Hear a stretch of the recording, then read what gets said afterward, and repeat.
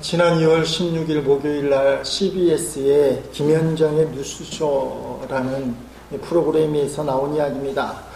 경남 거창의 거제도의 한 횟집에서 작년 9월부터 희한한 일이 벌어지고 있다는 것이죠. 수족관에 물고기 도둑이 들어왔는데 그 도둑이 천연기념물인 수달이라는 겁니다.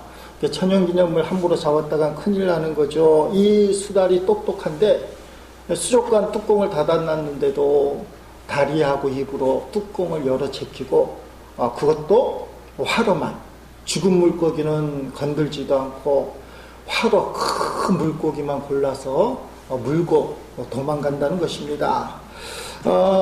내용을 한번 찾아보니까 작년 10월에도 공중파 방송에서 뉴스 시간에 보도된 적이 있는 그런 일입니다.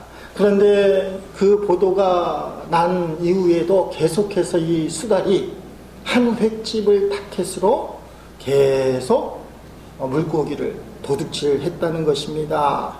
벌써 한 6개월쯤 되는데 피해 금액이 수백만 원에 이른다는 겁니다. 그런데 이 피해를 본 횟집 사장이 화를 내고 이 수달 잡아서 어떻게 해야 되겠다.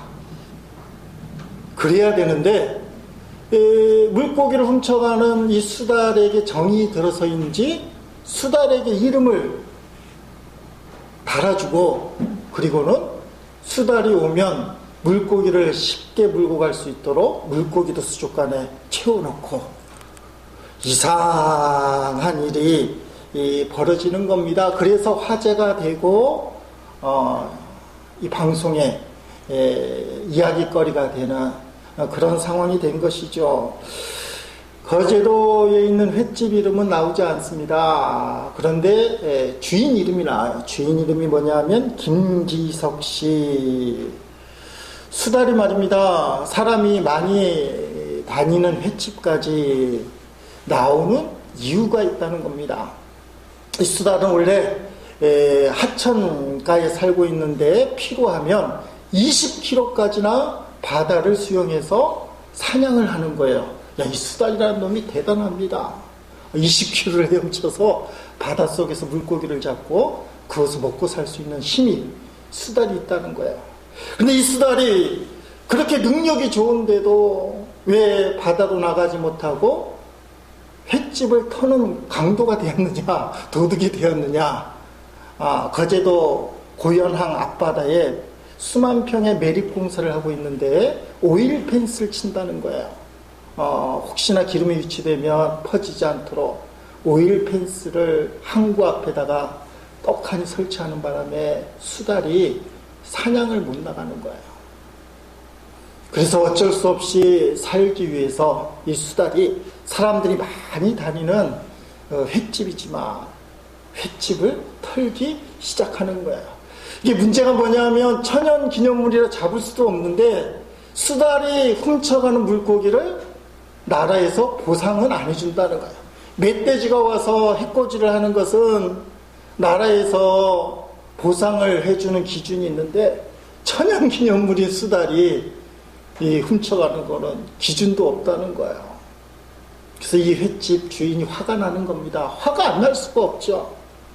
그렇게 비싼 화로들을 매일 도둑당하니까. 그래서 어느 날은 작심을 하고 아주 밝은 프레시를 준비하고 수달을 쫓아간 겁니다.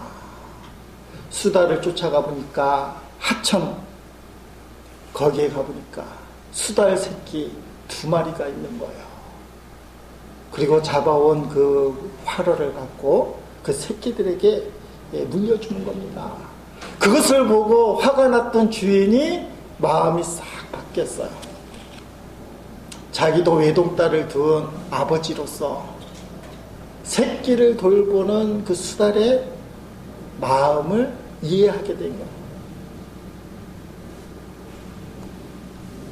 여러분, 이 김기석 씨의 마음, 그 마음을 이해할 수 있습니까? 수달이 새끼를 위하여 그 위험을 무릅쓰고 수족관을 찾아와서 고기를 훔쳐가고 있구나. 그 수달의 부모의 심정 알고 보니까 수컷만 아니라 암컷도 있는 거예요. 측은지심이 생기는 거예요. 불쌍하다, 가엾다. 그래갖고 수족관에다가 일부러 물고기를 넣어두고 이름까지 지어줬다는 겁니다. 아빠 수달은 달수, 엄마 수달은 달자, 두 마리 새끼는 달근이 달아. 그렇게 부기 시작합니다. 그게 이제 6개월째쯤 됐다는 겁니다. 그래서 김현정 아나운서가 말미에 수달 가족에게 한마디 하라고 합니다. 이런 말을 합니다. 이 겨울 추울 텐데 달수야, 달자야, 달근아, 달아야 잘 지내고 정 먹을 게 없을 때는 오너라. 그리고 지문에 웃음. 그렇게 쓰여 있어요. 화가 나서 수달을 쫓아갔는데 이 수달이 목숨을 걸고 사람들이 왕래하는 횟집까지 화로를 물고 도망가는 그 이유가 새끼 때문이라는 사실을 깨달은 김기석 씨, 그 수달을 용납해주고 이름을 붙여줬다는 것. 여러분, 이게 이해가 되십니까? 수백만 원의 손해를 입으면서까지. 아마도 자식을 생각하는 부모의 심정, 이 심정은 짐승이나 사람이나 똑같은 것 같습니다. 젊은 사람들이 연인들끼리 그런 말을 하죠. 나는 너를 위해서라면 무엇이든지 할 수 있어. 근데 연인뿐만 아니라 이미 부모님들은 자식을 위해서 나는 너를 위해 무엇이든지 할 수 있어. 수달이 그걸 보여주고 그 수달의 모습을 보았던 이 김기석 씨가 외동딸을 생각하면서 마음이 가니까 그 수달을 보호해 주는 거예요.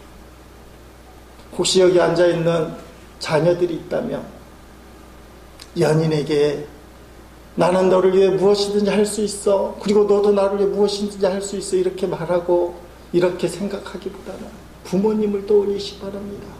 부모님은 여러분을 위해서 이미 무엇이든지 할 수 있는 사람이에요. 뜻하지 않게 때로는 부모님이 나의 앞길을 막고 반대하는 것처럼 보여도 부모님이 여러분을 위해서 무엇이든지 할 수 있는 분. 오늘 본문에도 보니까 외동딸을 둔 12살 외동딸을 둔 아버지가 나오는 겁니다. 이 사람은 회당장이에요. 회당장이라는 것은 그 당시에 동네를 대표하는 직책입니다. 지금 로마가 압제하는 이스라엘의 상황이지만 여전히 유대교 중심의 종교 중심의 사회예요. 그래서 회당장이라고 있을 때 그 마을을 대표하는 어른입니다. 이 회당장은 실제로 재판까지 가나라는 재판관의 역할까지 하는 그런 사람이에요. 근데 이 마을을 대표하는 회당장 야이로입니다. 야이로가 오늘 본문에 보니까 목수 출신의 예수님, 그 예수님 앞에 발 아래에 엎드렸다. 도대체 무슨 이유로 엎드렸느냐? 딸 때문에 그래요. 12살 먹은 딸이 죽을 병에 걸려서 어떻게 될지 모르는 상황. 딸을 둔 부모의 심정이 얼마나 안타깝겠습니까? 아마 이 병을 고치기 위하여 전국을 돌아다니며 사방팔방 어떻게 치료를 할 것인가. 그때 그의 귀에 들려오는 예수님의 소식, 나인성의 가부의 아들을 살려줬다는 그 소식, 안진뱅이가 일어섰다는 소식, 기머거리가 들린다는 소식, 나사로를 살려줬다는 소식이 야이로의 귀에 들리는 거예요.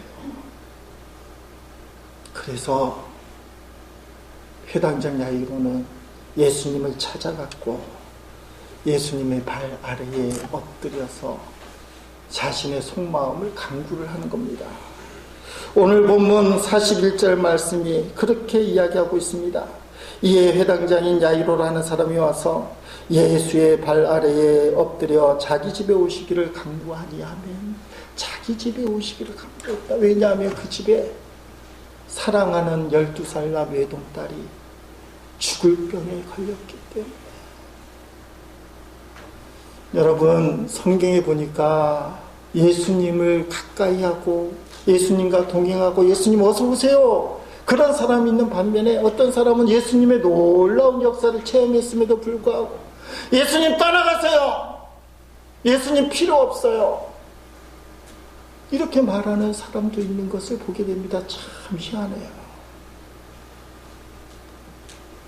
예수님을 용납하고 동행하는 사람과 예수님을 배척하는 사람. 오늘 본문 앞부분에 누가복음 8장 26절로 39절 야이로 회당장 이야기가 40절부터 시작되는데, 거기에 보니까 거라사인 귀신 들린 사람이 이야기가 납니다. 거라사인 광인이라고도 표현되는 거예요. 예수님이 갈릴리 바다를 건너셨어요. 그런데 이 군대 귀신 들린 사람 한 사람만을 고치기 위하여 거라사인에 가셨습니다. 그 광인 속에 군대 귀신이 있었는데 2000위가 있어요. 귀신을 세는 수는 위 또는 지인데 우리가 익숙하진 않지만 위는 좋은 귀신, 지위는 나쁜 귀신, 이렇게 사전적으로 얘기할 수 있는데, 어쨌든 제가 정확하게는 2000지위라는 엄청난 귀신떼가 들어있어요. 이 귀신떼가 강구하는 겁니다. 우리를 저기 보이는 대직도에게 보내시고 우리를 그렇게 해주세요. 근데 주님이 귀신 기도도 간청도 들어주셔요. 2000마리 돼지떼에게 군대 귀신이 들어가서 몰살을 당해요. 미쳤던 청년은 회복이 되어 제정신이 됩니다. 그때 말입니다, 거라사 지방의 사람들과 이 청년의 반응이 완전히 정반대예요. 누가복음 8장 36절 38절에 보니까 귀신 들렸던 자가 어떻게 구원받았는지를 본 자들이 그들에게 이르매, 거라사인의 땅 근방 모든 백성이 크게 두려워하여 예수께 떠나시기를 구하더라. 예수께서 배에 올라 돌아가실새 귀신 나간 사람이 함께 있기를 구하였으니 예수께서 그를 보내시며 이르시되 아멘. 거라사에 있는 사람들은 이 청년이 구원받는 것을 전해 듣고는 크게 두려워하고 무서워하면서 예수님 보고 떠나가세요, 우리 동네에서 빨리 떠나가세요. 아니 어쩜 이렇게 할 수 있을까? 오히려 예수님을 환영하고 영접하며 우리 집에도 이런 문제가 있는데, 내 자식도 이런 문제가 있는데 내가 이 문제를 해결해야 되는데 예수님 이거 해결해 주세요. 아니 예수님을 영접하고 오히려 주의 도움을 구해야 되는 기회로 삼아야 되는데 이런 지하에 배척하는 거야. 무서워하면서 떠나가세요, 떠나가세요. 물론 재산적인 손실이 있을 거예요. 돼지 2000마리가 보통 돈이 아니잖아요. 아무리 그래도 그렇지 그 손실 때문에 예수님을 배척해요. 근데 여러분, 이것이 오늘날 우리가 사는 현실에서의 문제예요. 다 예수님을 좋아한다고, 특히 교회 안에 있는 성도들 중에도 말입니다, 예수님을 긍정한다고 했지만 예수님 저를 떠나가 주세요.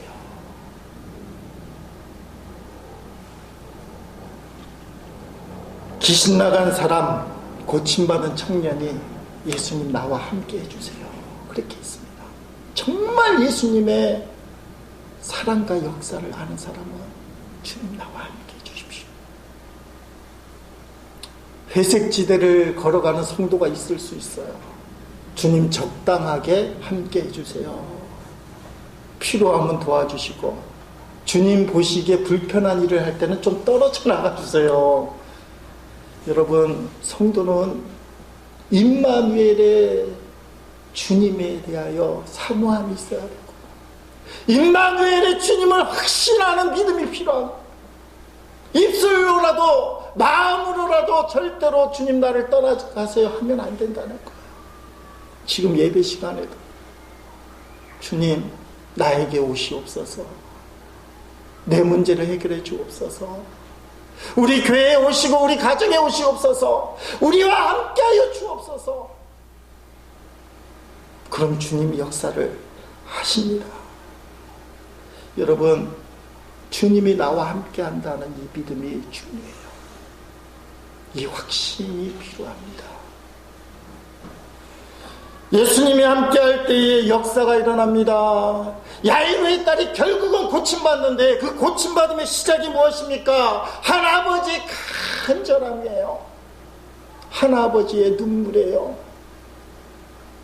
예수님 발 앞에 엎드려 통곡하며 우는 그 모습이에요. 야이로의 딸의 이름은 나오지도 않지만 본인의 기도, 본인의 눈물, 본인의 애통에 관계없이 부모님의 눈물, 부모님의 애통, 부모님의 기도를 통해서 주님은 역사를 일으켜 주신다는 거예요. 주님은 눈물 앞에 약하십니다. 결국 주님이 눈물을 흘려주시며 주님이 우리를 불쌍히 여겨주시며 그때 놀라운 역사가 일어나는 거예요. 어저께 사역자 제자훈련 모임을 하는데 창원에 있는 서문화교회 어떤 집사님 참여를 해 주셨습니다. 우리 백영환 성도님이 전도하려고 무진장애를 쓰시는데 이 집사님과 여러 얘기를 하다가 그런 말씀을 하시는 거예요. 오래전에 교통사고를 당했는데 김천에서 갈비뼈가 부러져서 폐에 찔렸나 봅니다. 근데 김천에서는 그것도 모르고 폐에서 뭐 액이 나와서 배가 복수가 차고 얼굴이 붓고 그러셨나 보는데 혼수 상태에 빠져서 서울까지 간 거예요. 서울도 첫째 대학병원에 갔더니 안 돼서 여의도 성모병원에 가서 원인을 알고 그 폐에서 뼈를 뽑아내고 액을 빼냈더니 이제 부었던 배가 가라앉고 그때 가서 정신이 돌아온 겁니다. 이분이 그 이후로 예수님을 만나게 돼요. 교회를 다니게 됐습니다. 근데 그 분의 내용이 그런 거예요. 교회를 다녔지만 늘 마음에 억울함이 있었다는 거예요. 억울하죠. 멀쩡한 사람 교통사고 나고 하반신 불구가 돼 휠체어를 타고 다니는 신세가 되니까 그러다가 어느 순간에 예수님을 만나는 은혜를 체험하고 나니까 억울함이 사라지더라는 거야. 정말 기쁘고 정말 즐겁고. 그래서 어느 전도 세미나에 참석을 했다가 제가 100명에게 전도를 하겠습니다. 성경 100독을 하겠습니다. 몇 년 전에 서약 같은 걸 했대요. 그래서 어제 말씀하시기를 103명에게 복음을 전했고 다 교회 다닌 건 아닐지라도 성경 통독은 50독에서 60독 했습니다. 그리고 헤어진 성경책을 꺼내주는 거예요. 다 낡아갖고 그게 은혜가 되잖아요. 성경 60독. 저도 그 60독 이상은 했습니다만 성경을 여러 번 번갈아 가면서 읽은 게 후회가 돼요. 제가 여러분에게 얘기하잖아요. 성경책은 최소한 몇 년마다 바꿔야 됩니다. 하도 읽어서 낡아지면 바꿔야 되는데 그게 후회가 되는 거야. 나도 한 곳만 계속 읽을걸. 그래서 이제 말을 조금 번복합니다. 성경 안 바꿔도 됩니다. 그게 찢어질 때까지 읽으면 됩니다. 근데 그분 이야기를 듣다가 주님께서 저에게 주시는 느낌이 있어서 제 간증도 해줬어요. 억울함에 대한 이야기입니다. 저에게도 억울한 것 같은 사건이 있어요. 저에게 큰 아픔이 몇 년 전에 우리 둘째가 사고를 당하고 천국에 간 이야기. 우리 교인들은 잘 아는 내용이죠. 그게 사실은 억울함 같아요. 얼마 전에 주님 앞에 기도와 묵상을 하는데 예수님이 나타나셔서 짧게 묻습니다. 억울하냐? 그랬더니 제가 억울하지 않습니다. 괜찮습니다. 요새 훈련 받았잖아요. 고맙습니다. 괜찮습니다. 제 탓입니다.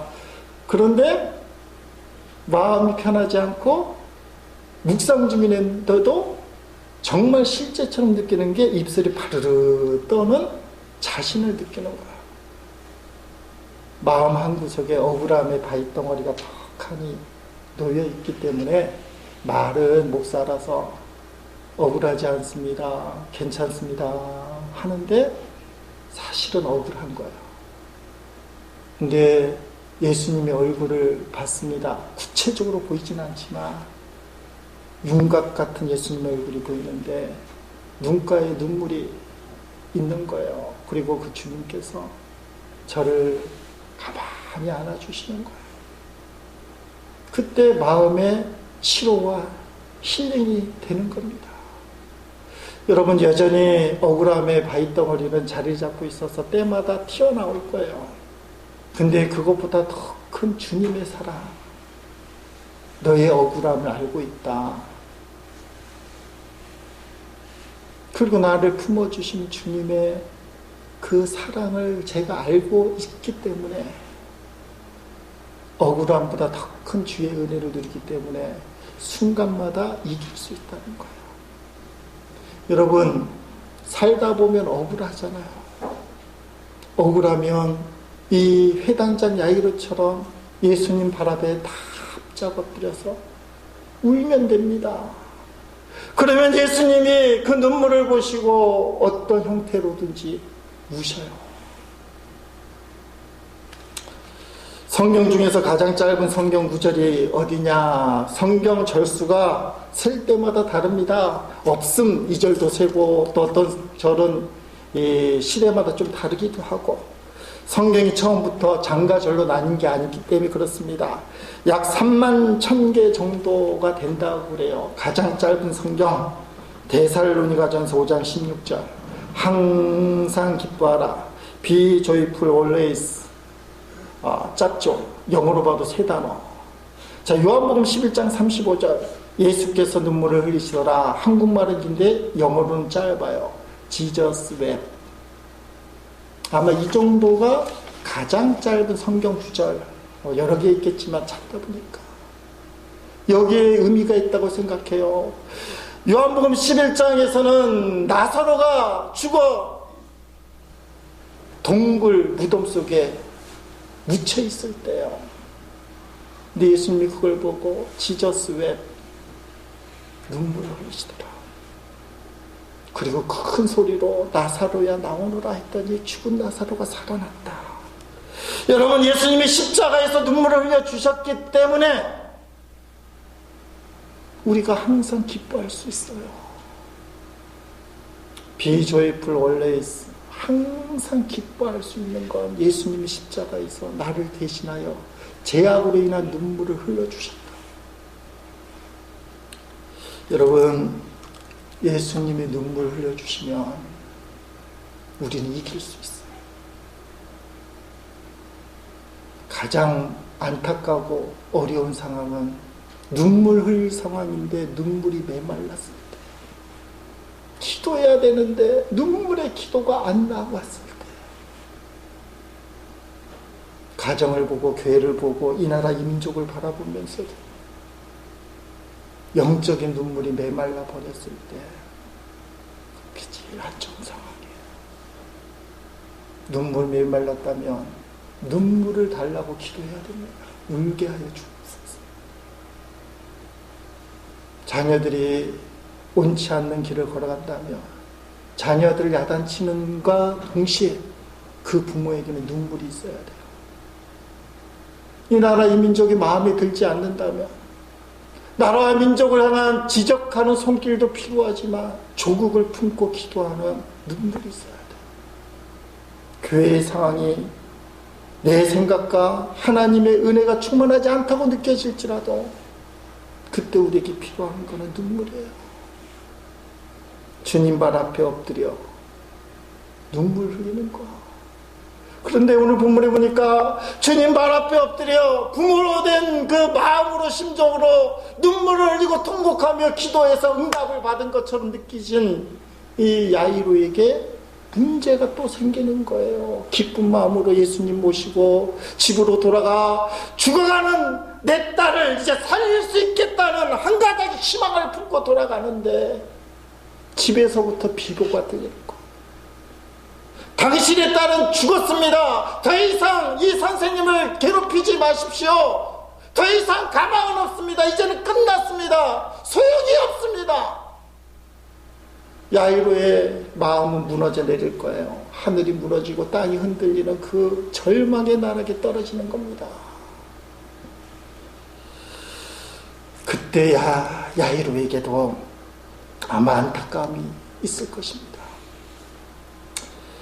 본문 누가복음에 보니까 야이로의 등장은 40절부터인데 43절과 48절까지 우리가 읽지는 않았지만 12의 혈류증 걸린 여인이 갑자기 낑겨지면서 나오는 거예요. 회당장 야이로의 집에 예수님과 야이로와 무리들이 걸어가고 있는데 한참 걸어가 예수님이 갑자기 주변을 둘러보면서 누가 내 옷자락을 만졌느냐?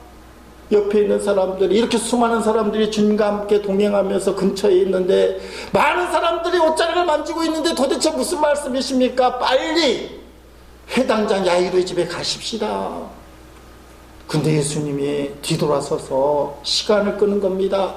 그렇지 않다. 이 사람 중에 누군가 나를 믿음으로 만졌는데 내 능력이 나갔다. 꼭 원인을 밝히시겠다는 거예요. 급한데. 그래서 수많은 사람들의 속에 있었던 12의 혈류증 거인이 저요 하고 손을 내밀면서 사정을 얘기하는 거예요. 12년 혈류증 걸려서 일주일 다 해봤는데 주의 옷자락만 해도 만지면 제 병이 나을 것 같아서 제가 한번 슬쩍 만졌더니 정말 제 병이 나았습니다. 그리고는 예수님이 선포합니다. 딸아, 내 믿음이 너를 구원하였으니 평안히 가라. 듣는 12의 혈류증 걸린 여인은 참 좋았지만 그 상황을 바라보는 회당장의 마음은 얼마나 아팠겠어요. 한시가 급한데. 불길한 생각은 늘 현실이 된다고 말입니다. 한시가 급하다고 생각하는 회당장, 지금 딸아 너의 믿음이 너를 구원하였다 평안히 가라 말씀하는 그 순간에, 바로 그 순간에 딸이 죽었다는 비보가 들려지는 거예요.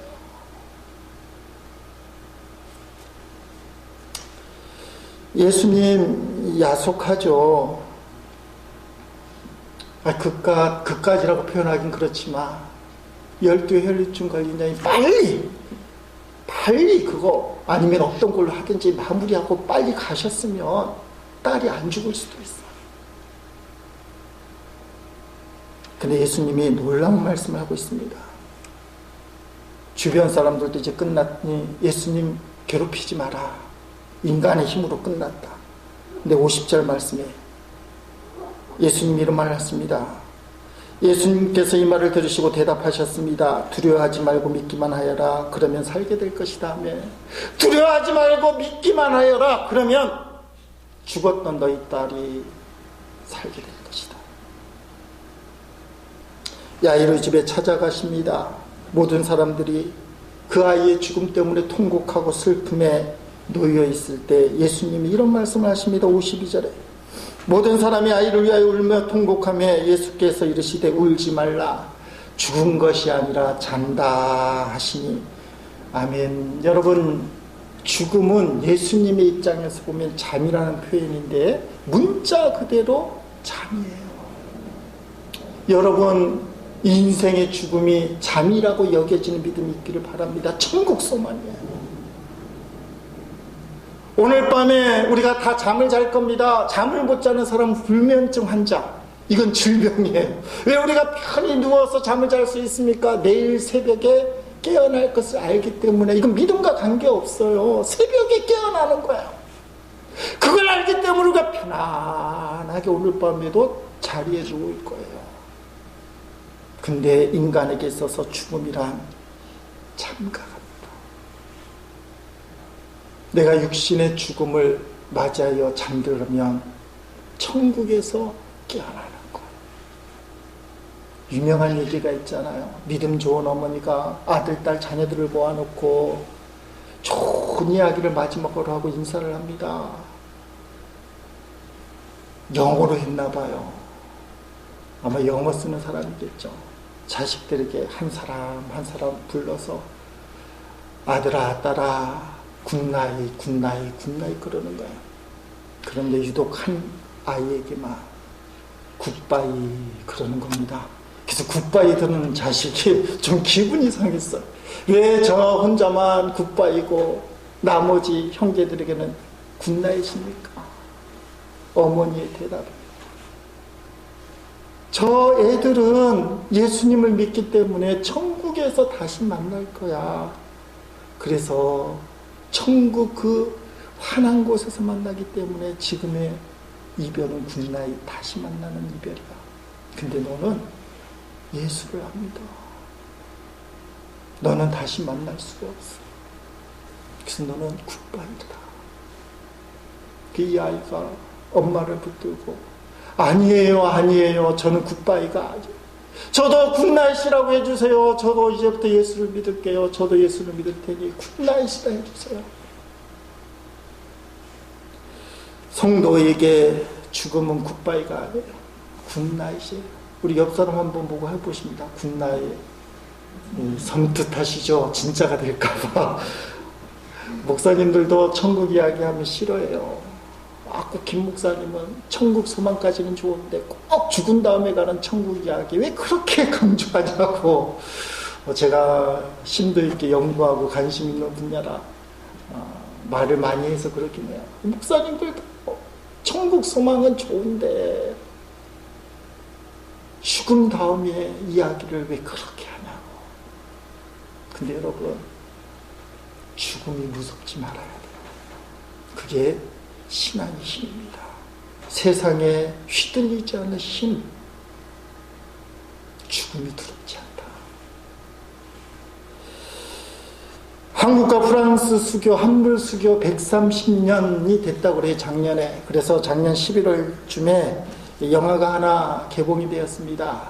시간의 종말. 제가 우연히 이 영화를 보게 되었는데 내용이 그거예요. 1830년대 이후에 프랑스에서 온 신부님들, 그분들이 이야기가 있습니다. 아시아 지역 선교를 목적으로 결성된 프랑스 최초의 외방 선교회, 그러니까 밖에 있는 민족들, 지방 밖에 있는 사람들을 선교하려고 하나 단체가 만들어져 있는데 파리 외방 전교회라고 되어 있어요. 파리 외방 전교회.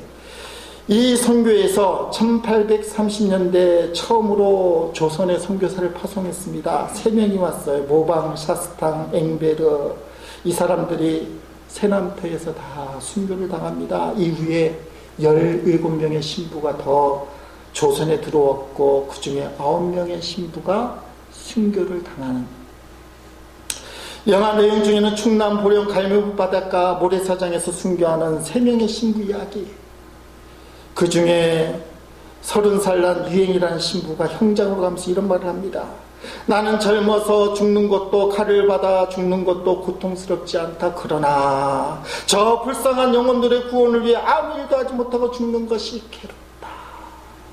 8개월 정도 조선 땅에 들어오고 3명의 신부 중에는 20년 동안 사역하던 신부님도 계시고 가장 젊은 유행 신부님이 저 불쌍한 영혼들을 구원하기 위해 아무것도 하지 못하기에 너무 고통스럽다. 이 영화 마지막 장면은 파리 외방 전교회, 우리식으로 얘기하면 신학교 건물입니다. 좀 웅장한 신학교 건물에 그 교문처럼 보이는 기 문이 있어요. 좀 잡아 보이는 긴 문인데 한 10m 정도 되는 문. 그 문이 마지막 엔드 장면이에요. 마지막 멘트가 이겁니다. 20명의 파리 외방 전교회 선교사들이 이 문을 통해서 조선으로 향했다. 그중 12명이 순교했다. 작지만 큰 문이다. 전주교에 대한 반감을 갖고 계신 분이 계실지 모르지만 말씀의 요지는 그거예요. 그들이 복음을 들고 조선 땅에 가서 어떻게 죽을 수 있었는가. 더 놀라운 것은 프랑스에 남아있는 신부님들조차도 조선 땅에 순교한 신부님들을 모른다는 사실이 영화 속에 나와요. 이게 얼마나 웃기는 이야기예요. 프랑스에서는 잊어버렸어요. 자기들이 보내놓고 거기서 죽은 신부를 그 신부님들 후예조차도 기억을 못한다는 거예요. 그게 조선의 천주교예요. 이런 기억을 하고 있어요. 왜 순교할 수 있습니까? 우리 한국교회에서도 배은규 목사님 최후의 순교사라고 얘기하는데 어떻게 복음을 위하여 죽을 수 있습니까? 죽음이 끝이 아니에요. 끝이라면 순교할 수 없습니다. 여러분, 천국에서 가장 큰 상급이 순교라는 사실이에요. 복음을 위하여, 주님을 위하여 내가 죽을 수 있는 것은 죽음이 끝이 아니에요. 예수님이 그 말을 하는 거예요. 죽은 야이로의 딸이 죽은 게 아니라 잠을 잔다. 오늘 본문은 생명의 주관자가 누구냐? 예수님인 것을 우리에게 보여줘요. 결국 이 딸도 주님께서 살려내십니다. 지난주에는 울지 말고 일어나라. 나인성 가부의 아들을 살려주시는 장면. 오늘 본문에는 야이로의 딸을 살리시면서 야이로에게 뭐라고 얘기합니까? 두려워하지 말고 믿기만 하라. 그리고는 딸을 살려주는 장면을 살펴보고 있어요. 저는 이 말씀, 두려워 말고 믿기만 하라, 울지 말고 일어나라, 이 말씀을 이렇게 정리를 하면 좋지 않을까. 어떤 목사님이 그렇게 얘기를 해요. 좋을 때는 할렐루야, 나쁠 때는 아멘. 할렐루야 아멘. 따라합시다. 할렐루야 아멘. 좋을 때, 일이 잘 풀 때는 하나님께 영광을 돌립니다. 할렐루야. 일이 안 좋을 때, 뜻하지 않을 때, 고난과 고통이 내 마음속에 생기고 답답할 때, 억울할 때 아멘. 아멘이 뭐예요? 진실로 진실로 그리 될 줄 믿습니다. 그리 된다는 게 뭐예요? 하나님의 뜻과 섭리가 분명히 있어서 이런 아픔과 고통이 내게 있지만 하나님의 뜻이 이루어질 줄 믿습니다. 죽은 자를 살려주시는 그 주의 뜻, 우리를 사랑하시고 우리를 구원하신 주님의 뜻이 있는 줄 믿습니다. 그게 두려워하지 말고 믿기만 하라. 내가 감사가 충만할 때, 저절로 기쁨이 나고 어깨춤이 덩실덩실 쳐질 때는 할렐루야, 하나님을 찬양하라. 옳지 않는 일에 발목이 묶여 꼼짝 못할 때 아멘. 사랑하는 성도여, 오늘 지난주에서 주시는 똑같은 맥락의 말씀이에요. 생명의 주관자 예수님, 죽은 자를 살리시는 예수. 왜 이런 강력한 메시지가 왜 우리에게 주어집니까? 지금 우리의 신앙이 이런 강력한 메시지를 붙들어야 된다. 주님 앞에 울기를 바랍니다. 주님이 눈물을 흘리시면 죽은 자도 살아나요. 근데 그 길이 일사천리가 아니라 들려오는 소문이 딸이 죽었어요. 더 이상 선생님 괴롭히지 마세요. 왜 그렇게 쓸데없는 짓을 해요? 뭐가 그럴 필요가 있어요? 들릴 때 예수님 뭐라고 얘기합니까? 따라합시다. 두려워하지 말고 믿기만 하라. 죽은 줄 뻔히 알면서도 예수님을 모시고 집으로 들어가요. 이게 믿음이에요. 인간의 생각으로 안 됐다, 상식으로는 안 됐다, 안 된다 할지라도 아멘의 신앙, 두려워하지 말고 믿기만 하는 신앙으로 주님을 영접하고 끝까지 주님 앞에 내어 맡기는 제1의 성도들이 되기를 주의 이름으로 축원드립니다.